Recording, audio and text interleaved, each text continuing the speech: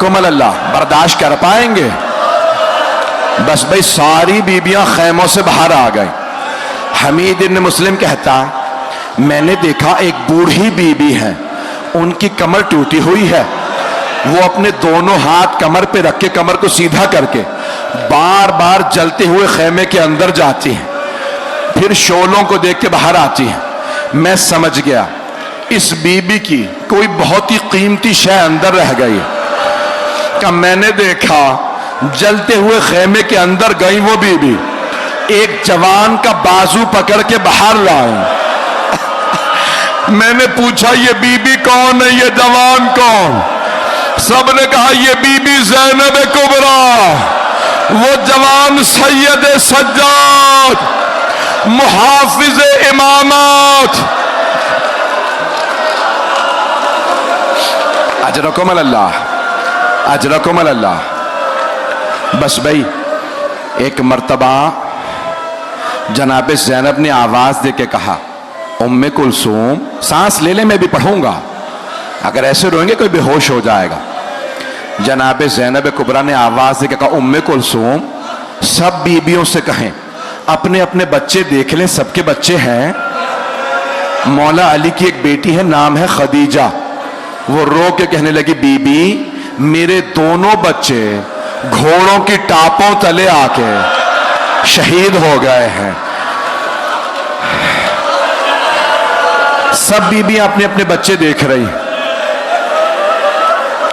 آپ جانتے ہیں نا جب جناب مسلم ابن عقیل کی شہادت کی خبر آئی تھی تو مولا حسین نے جناب عاتقہ، جناب مسلم کی یتیمہ بیٹی، ان کے کانوں میں اپنے ہاتھوں سے بالیاں پہنائیں اور بی بی کے ہاتھ پہ شفقت کا ہاتھ رکھا۔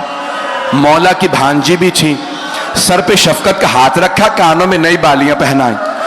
قریب میں جناب سکینہ دیکھ رہی تھی، اگر کوئی بچی یتیم ہو جائے تو اس بچی کے کانوں میں نئی بالیاں پہنائی جاتی ہیں، سر پہ شفقت کا ہاتھ رکھا جاتا۔ جب شام غریبہ آئی جناب سکینہ انتظار میں تھی، مجھے کوئی نئی بالیاں پہنائے گا، میرے سر پہ کوئی شفقت کا ہاتھ رکھے گا۔ اتنے میں شمر آ گیا، اس نے بی بی کے سر پہ ایسا ہاتھ رکھا بی بی کا بالوں کو چھڑانا مشکل ہو گیا۔ جب اس نے بالوں میں ہاتھ ڈالا، بالیاں اتاری، جناب سکینہ نے فرات کا رخ کیا، کہا چچا عباس ذرا آ کے دیکھے میرے کانوں سے خون بہ رہا۔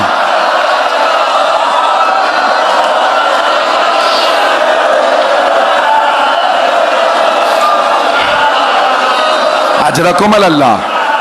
اگر کہیں میں روک دوں مسائل، دو جملے سن لیجئے بس بھئی، تبرکات برآمد ہونے، زیارات آنی ہے۔ بس بھئی ایک مرتبہ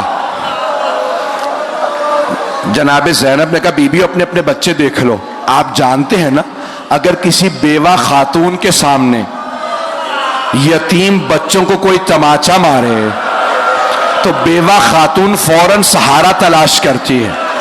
جناب رباب کے سامنے جب تماچا لگا نا جناب سکینہ کو، جناب رباب نے فوراً جناب زینب کو دیکھا، حسرت سے بی بی میری بیٹی کو بچا لے۔ جناب زینب نے کہا رباب مت دیکھو مجھے، میرا عباس نہیں رہا۔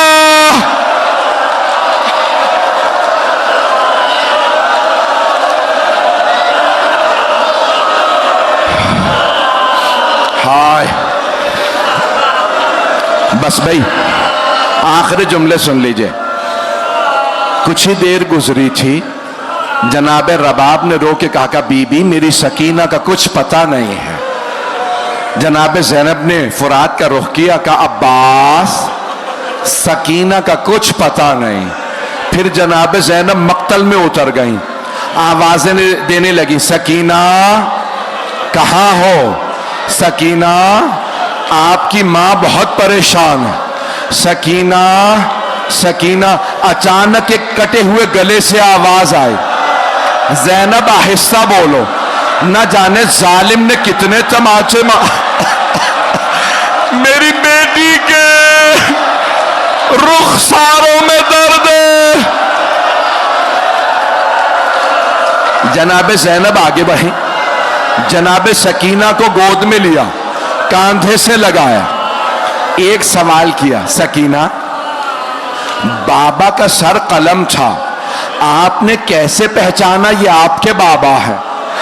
جناب سکینہ نے کہا, پھوپھی اماں جب شمر نے میری بالیاں نوچی میرے کانوں میں بڑی تکلیف تھی, میں مقتل میں اتری, میں نے پکار کے کہا بابا مجھے بلا لو, بابا مجھے نیند نہیں آ رہی.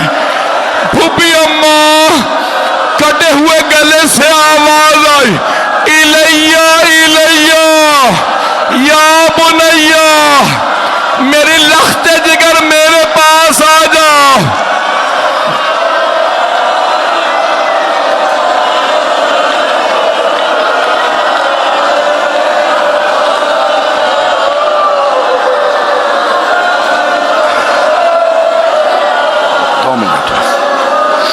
بس بھائی 2 منٹ کی زحمت دوں گا. اب نہ میرے سینے میں پڑھنے کا دم ہے, نہ آپ میں رونے کی طاقت ہے. رو رو کے تھک گئے ہوں گے آپ, زیادہ رونے سے آنسو خشک ہو جاتے ہیں, سینے میں درد ہونے لگتا, کمر ٹوٹنے لگتی ہے. یہ مسلسل رونا بڑا مشکل ہے. یہ مسلسل رونا جناب زینب کا کام ہے. یہ مسلسل رونا سید سجاد کا کام ہے. بس بھائی مجھے نہیں پتا پانی کہاں سے آیا, مجھے نہیں پتا, لیکن پانی آیا. جب پانی آیا نا, سب بیبیوں نے جناب زینب کی خدمت میں پانی پیش کیا. کہا بی بی پہلے آپ پانی پی لیجئے. جناب زینب نے کوزہ لیا, کہا سکینہ بیٹی پہلے آپ پانی پی لیں. جناب سکینہ نے پوچھا پھوپھی اماں کیا بات ہے, آپ نے پہلے پانی مجھے کیوں دیا؟ کہا بیٹی کیونکہ آپ سب سے چھوٹی ہیں, اس لیے میں نے پہلے آپ کو پانی دیا.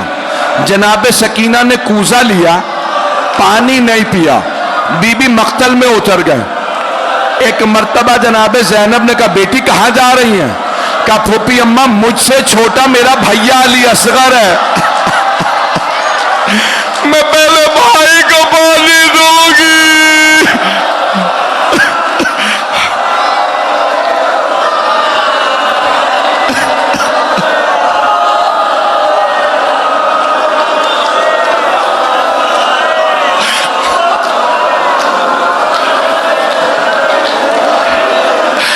بس بھئی آخری جملے سن لیجئے, برداشت کریں گے آخری جملہ؟ بس بھئی 2 منٹ ہے. علم بھی آئے گا, زلجنہ کی بھی آپ زیارت کریں گے, ساری زیارات کریں گے. بس ایک روایت اور سن لیجئے, ہے برداشت آپ میں؟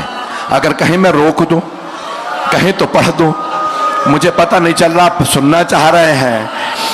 بس بھئی ایک آدمی, ریاض القدس کی روایت ہے, آیت اللہ قزوینی نے لکھی ہے, فرماتے ہیں ایک آدمی خانہ کعبہ کے پاس کھڑا رو رہا تھا, دونوں ہاتھ خشک ہو گئے تھے.